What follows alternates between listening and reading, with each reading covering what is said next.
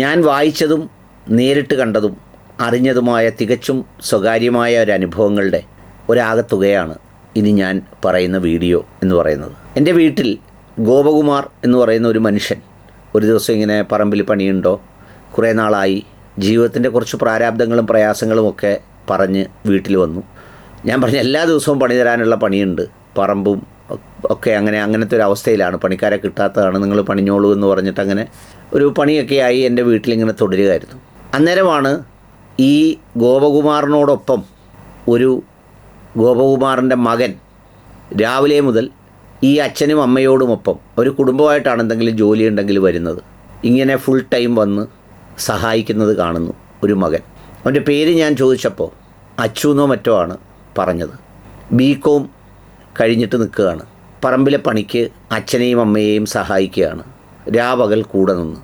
അവരെന്ത് ചെയ്യുമ്പോഴും ഇവൻ അതിലിടപെട്ട് അതിൻ്റെ സഹായിക്കുകയും അവരുടെ ഭാരം ലഘൂകരിക്കുകയും ഒക്കെ ചെയ്യും. ഇത് വെറുതെ കണ്ടപ്പോൾ ഞാൻ എൻ്റെ മൊബൈലിൽ ഇങ്ങനെ അത് ഒപ്പിയെടുത്തു. അത് ഒപ്പിയെടുത്തതെന്ന് വേറൊന്നും കൊണ്ടല്ല, ഈ പുതിയ തലമുറയെക്കുറിച്ചൊരു വർത്തമാനമുണ്ട്. ഉത്തരവാദിത്തമില്ലാത്തവന്മാരാണ്, ഭയങ്കര കഞ്ചാവാണ്, മയക്കുമരുന്നാണ്, തേരാപ്പാരാണ്, ഇങ്ങനെയൊക്കെ പറയാറുണ്ട്. കുറച്ച് പേരൊക്കെ അങ്ങനെ ഉണ്ടാവുകയും ചെയ്യുമായിരിക്കും, എല്ലാ കാലത്തെയും പോലെ. ഈ പറയുന്ന നമ്മളെപ്പോലുള്ളവരൊക്കെ ഒരു കാലത്ത് ആരായിരുന്നു എന്ന് നമ്മുടെ മാതാപിതാക്കളോട് അന്വേഷിക്കുമ്പോഴാണ് അതിൻ്റെ 4-1 പോലും അഭ്യാസം ഇപ്പോൾ ഈ കാണിക്കുന്ന പിള്ളേർക്ക് എല്ലാവർക്കും കൂടിയില്ല എന്നൊക്കെ നമ്മൾ അറിയുന്നത്. പക്ഷേ എന്നാലും നമ്മളങ്ങനെ പറയാറുണ്ട്, നമ്മളന്ന് അനുഭവിച്ച സ്വാതന്ത്ര്യമൊന്നും ഇന്ന് അനുഭവിക്കാൻ വിടാനും പറ്റില്ല, കാലം ഒരുപാട് മാറി, അന്നത്തെ സംഭവങ്ങൾക്കൊക്കെ ഉള്ള ഒരു പരിധിയോ പരിമിതിയോ അല്ല, അതൊരു യാഥാർത്ഥ്യമാണ്. അപ്പോൾ ഇത് യഥാർത്ഥത്തിൽ ഇതൊരെൻ്റെ അനുഭവമായി നിൽക്കുമ്പോഴാണ് ഞാനൊരു കുറിപ്പ് വായിച്ചത്. ആ കുറിപ്പ് എൻ്റെ ഒരു സുഹൃത്ത് ടാരാ ടോജോ അലക്സ് അവരുടെ പേജിൽ ഷെയർ ചെയ്തത് കണ്ടാണ് എനിക്കൊരു കൗതുകം തോന്നി വായിച്ചത്. സിൻസി അനിൽ എന്ന് പറയുന്നൊരു സഹോദരിയുടേതാണ് കുറിപ്പ്. അവരുടെ കുറിപ്പ് ഇങ്ങനെയാണ് പറയുന്നത്: ഇക്കാലം അത്രയും ആദ്യ ഭർത്താവിനെ ഓർക്കുമ്പോൾ എനിക്ക് ഈ ജീവിതത്തിൽ ഒരിക്കലും അയാളോട് ക്ഷമിക്കാൻ പറ്റുകയില്ലെന്ന് കരുതിയിരുന്നു.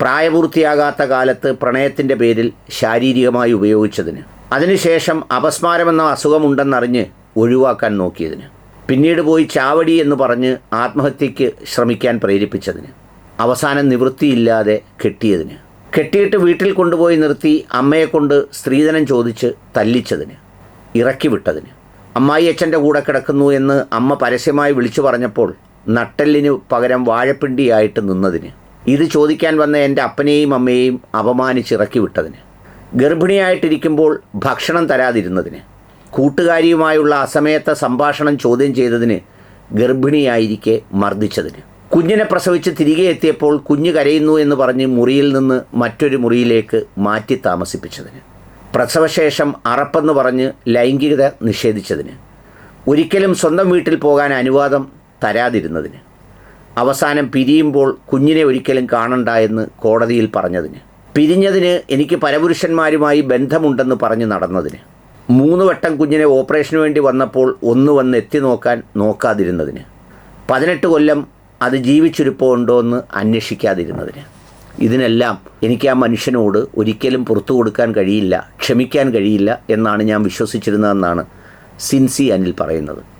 ഒരു മനുഷ്യനെയും സ്നേഹിക്കാനും വിശ്വസിക്കാനും പറ്റാത്തത്രയും ട്രോമയും ഇൻസെക്യൂരിറ്റിയും എനിക്ക് ജീവിതകാലത്തേക്ക് സമ്മാനിച്ചതിന് എനിക്കൊരിക്കലും ക്ഷമിക്കാൻ കഴിയുമായിരുന്നില്ല. കാലം ഒരുപാട് കടന്നുപോയിരിക്കുന്നു. ഇന്ന് ഈ ആശുപത്രി കിടക്കയിൽ എന്നെ ഒരു കുഞ്ഞിനെപ്പോലെ നോക്കുന്ന എൻ്റെ മുത്തിനെ എനിക്ക് തന്നത് അയാളായതുകൊണ്ട് അവൻ്റെ പേരിൽ ഞാൻ അയാളോട് നിരുപാധികം ക്ഷമിച്ചിരിക്കുന്നു.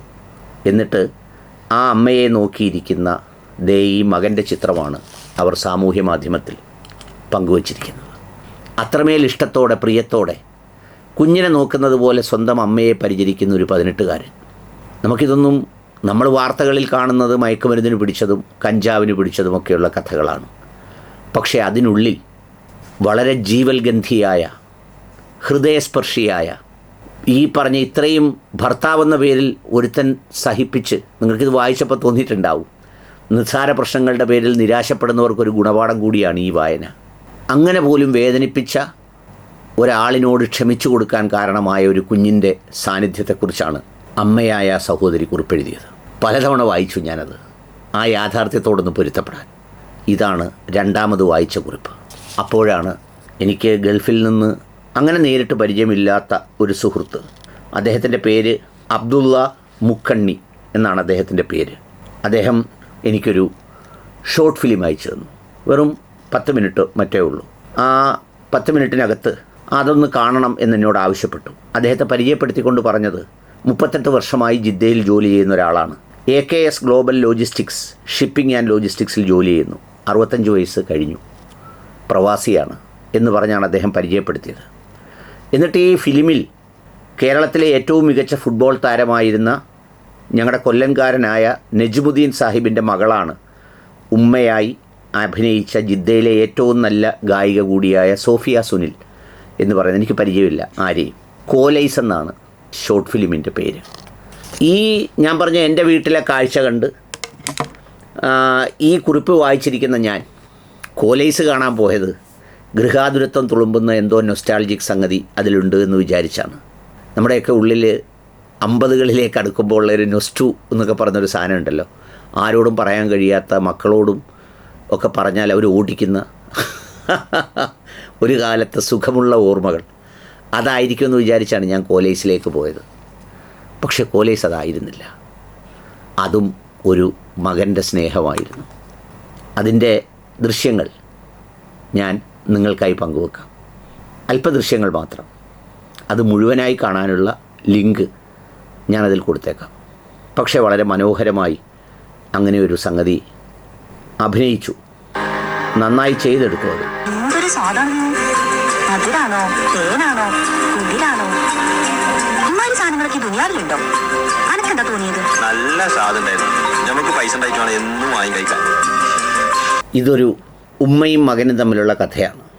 അതിൽ കോലൈസ് കേവലം ഒരു ഐസ് മാത്രമല്ല, അത് ഈ ഉമ്മയ്ക്കും മകനും ഇടയിലുള്ള ആത്മാർത്ഥതയുടെ ആഴങ്ങളുടെ മാധുര്യം അതിലുണ്ട്.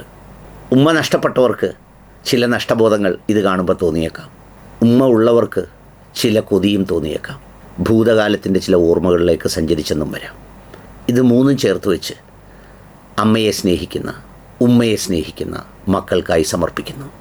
അങ്ങനെയുള്ള മക്കളെയാണ് നമ്മൾ സിവിൽ സർവീസ് കിട്ടിയതിനേക്കാളും എൻജിനീയറിങ്ങിനും MBBSനും മികച്ച റാങ്ക് കിട്ടിയതിനേക്കാളും ചേർത്ത് പിടിച്ച് അഭിനന്ദിക്കേണ്ടത്.